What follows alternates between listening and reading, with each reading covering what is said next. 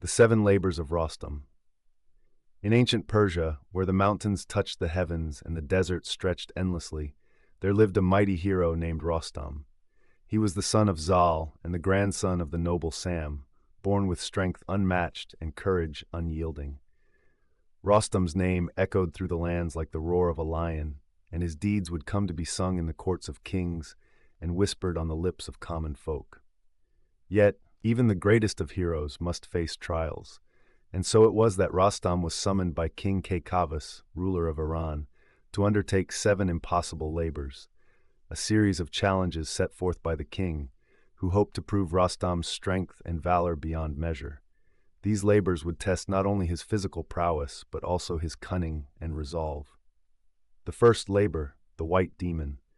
In the distant mountains, there lived a monstrous creature known as the White Demon, a terror of the land that had plagued the people for years.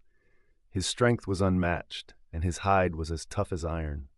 Rostam, armed with his mighty spear, Raksh, and the armor of the gods, faced the beast in a fierce battle.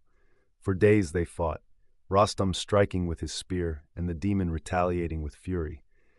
But Rostam, through grit and skill, finally struck a fatal blow, saving the kingdom and bringing peace to the troubled lands.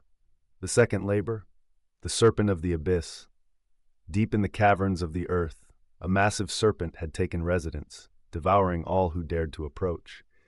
The serpent's scales were impervious to weapons, and its venom was lethal. Rostam, knowing that force alone would not suffice, descended into the abyss.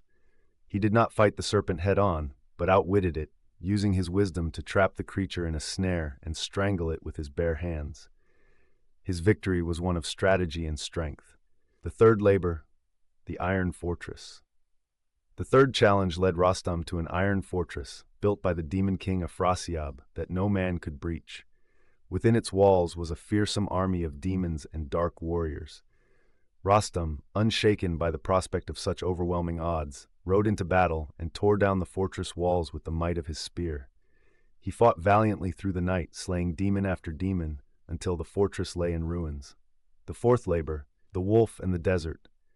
The desert was a place of endless thirst, a land where death and madness awaited the unprepared. In the heart of this vast expanse roamed a monstrous wolf, terrorizing the few who dared to live there. Rostam, riding his horse Raksh, ventured into this desolate wilderness. The wolf was cunning and elusive, but Rostam, with his skill in tracking and hunting, cornered the beast and with a single strike, killed it. He brought peace to the desert, ensuring the survival of the people who lived in its shadow. The Demon King. Rostam's fifth trial took him to the court of the Demon King, the powerful Afrasiab, who had waged war upon Iran for years. Afrasiab had captured many of Rostam's fellow warriors and threatened the peace of the entire land. With the strength of 10 men and the courage of a lion, Rostam faced Afrasiab in battle. After an epic struggle, Rostam emerged victorious, killing the Demon King and freeing his comrades. His victory sent a message across the lands that even the darkest forces could not stand before Rostam's might. The sixth labor, the Persian lion. The sixth challenge was a test not of strength, but of courage and wit. The Persian lion, a mythical beast, had kidnapped the king's daughter and was holding her captive in his lair. Rostam, without hesitation, entered the lion's den, using his strength not to fight the beast outright, but to outsmart it. With a clever ruse, he freed the princess and defeated the lion, returning her safely to the kingdom. The seventh labor, the final trial.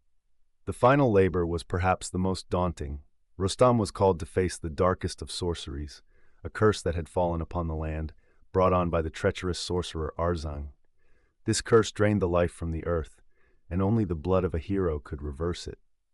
Rostam, undaunted by the magnitude of this task, rode into the heart of the cursed lands. With Raksh at his side and his spear held high, he broke the spell, dispelling the darkness and restoring the land to its former glory. The earth rejoiced as the curse lifted, and Rostam's name became a symbol of hope and heroism. And so Rostam triumphed over all 7 labors, each more perilous than the last. His strength, courage, and wisdom became legends, passing through the generations like a sacred flame. Though his path was fraught with danger, he always emerged victorious, not just because of his strength, but because he embodied the virtues of a true hero: honor, resolve, and love for his people. Rostam's name would live on in the hearts of all who heard his tale, for he was the mightiest of all warriors, the greatest of all heroes.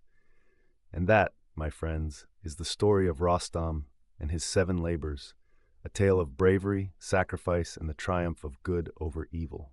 What do you think of the retelling? Would you like to know more about any part of the story?